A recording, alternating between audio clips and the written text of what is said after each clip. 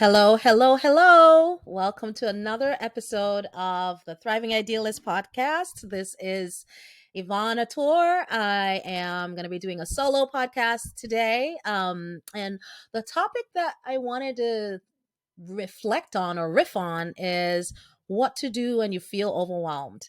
And I really like this topic because I feel like it's something that so many of us go through on a regular basis, you know, whether it's during the holidays or just in general, just from the busyness of life or just adulting, right? Life can feel very overwhelming. You have your to do list, you have your priorities, you have other people's priorities. How do you deal with the overwhelm, right? And uh, framework that's really helpful for me when I think about overwhelm is the idea of competing priorities, right? You have to go and get some groceries, but you also have to clean the house, but you also have to, get some work done from at your work. And like, how do you know what to prioritize? Like, how do you know what's important and what's not?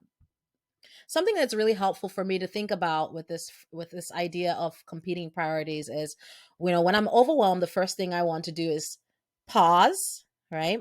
You want to take a deep breath, right? Because sometimes when we're in that overwhelm, it activates our fight or flight response, right? So the fight or flight response is a response of the sympathetic nervous system. So, that fight or flight or freeze or appease, right?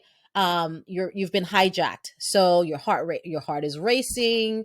You probably can't think clearly. You probably can't see straight. You're just kind of hijacked by all of the stress and all of the tension that's going on. And so when you take a deep breath and you pause and maybe do what I like to practice, which is the box breathing. I like box breathing because it shifts you out of that sympathetic nervous system of fight or flight or freeze. I'm going to fight someone, or I'm stressed out, so I'm just going to fold over and just not do anything, right? Those are not responses that are aligned for us. And when we go into that state, right, it's hard to take actions that you want to take. And so we want to shift out of that state of mind to relaxed, focused but relaxed state, which is the parasympathetic nervous system, right? And so you want to shift out of that sympathetic nervous system into parasympathetic nervous system. And the way to do that is through breath, right? To calm yourself down, to kind of calm that heart rate down and come back into your body, slow down that breath. So box breathing is pretty much, an inhalation for a certain number of counts, pausing for that same number of counts, exhalation for that same number of counts, and then pausing for another the same number of counts. So let's do it with me. So inhale for 4, 3, 2, 1. Pause for 4, 3, 2, 1. Exhale for 4, 3, 2, 1. Pause.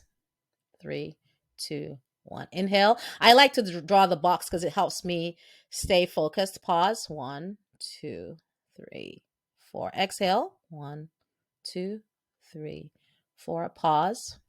2, 3, 4. We start at 4 because it helps to to start with something small, and then you can expand that box as you keep practicing, maybe over the next few weeks or so. 3, 4. Inhale. Pause. Exhale. Pause. Inhale. Pause. Exhale. Pause. Last one. Inhale. Pause. I'm still counting for each side. Exhale. Pause. Taking a deep breath in through your nose and out through your mouth, blowing as if you're blowing candles or blowing bubbles, releasing slowly. So that's just an example. There are other breath work breathing techniques that I'll share as in other riffs as well. But this is a way I like to kind of shift out of that sympathetic nervous system into the parasympathetic nervous system. So you're overwhelmed, pause, take a few breaths, bring yourself back into your body, come back to center. The next step I want you to think about when you're overwhelmed is, what are my values? What's so important to me? Right? So if connection is important to you, if curiosity is important to you, adventure, wellness, whatever it is, right? Just kind of bringing them to the front of your mind for now. And then, let those values guide the next actions you take. So for me, right, creativity, connection, service is a big one for me, but from an altruistic part, which is that I'm not just serving, but I want to do good, right? And then, um, authenticity, integrity are big values for me. So what are your values? What's important to you? Just write them down and put them in front of you so you can see them, and they're going to guide what you do. So now, going back into the source of the overwhelm, which is the competing priorities, you want to make a list of all the things that are, that you're needing to get done. Just write them all down. And now look at this list. List is what we call the circle of concern. So all the things you're concerned about, right? Whether it's the news, all the things taking up space in your brain, like what that person said yesterday, or like all the things that your boss wants you to get done, and the kids needing this appointment, that appointment, getting groceries, and somehow you have to organize date night as well, or whatever, movie night, whatever, right? All the things that are taking up, just dump them down on a piece of paper. All the things that are making you stressed out, all the priorities that are competing that you need to get done. So those are what we call the circle of concern. Now, I would like you to narrow down a smaller circle of the things that you actually have power over, right?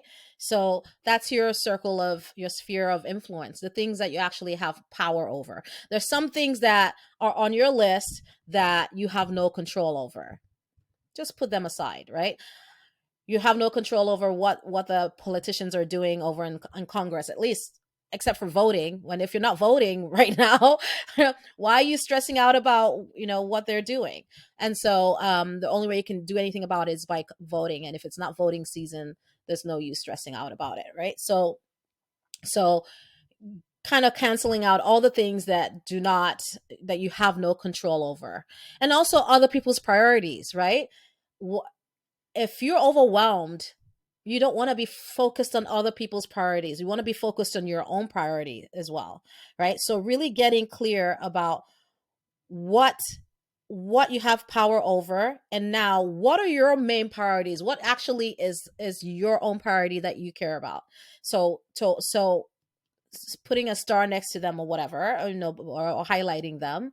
And then I would like to invite you to focus on an even smaller circle, which is your own priorities, right? So really focusing on the things that really, really matter to you.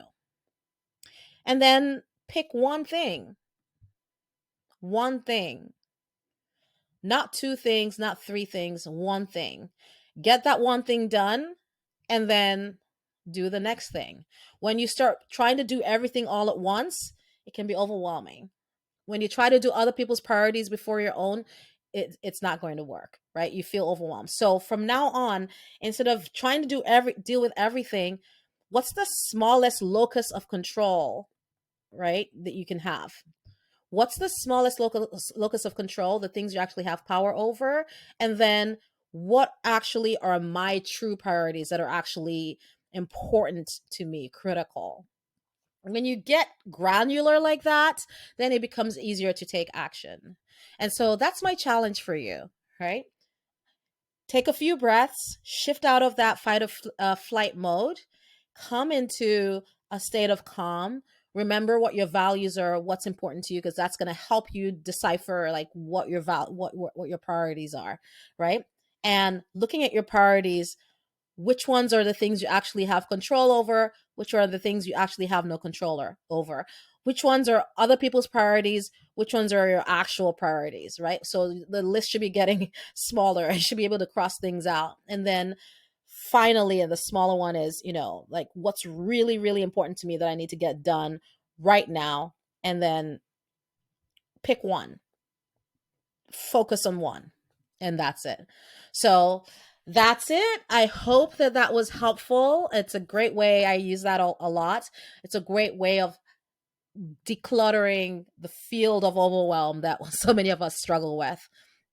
Another thing that's helpful for the overwhelm is really clearing out your energetic space. By that, I mean, like if you're spending too much time on social media, or watching too much TV, try to unplug and spend some time just in decompression, whether it's in nature, or meditating, or journaling, or just spending time with people that you care about, and just bringing that nervous system back into order and back into calm. Okay. All right. I'll see you next time. Thank you for listening. And now go cultivate your light. Bye.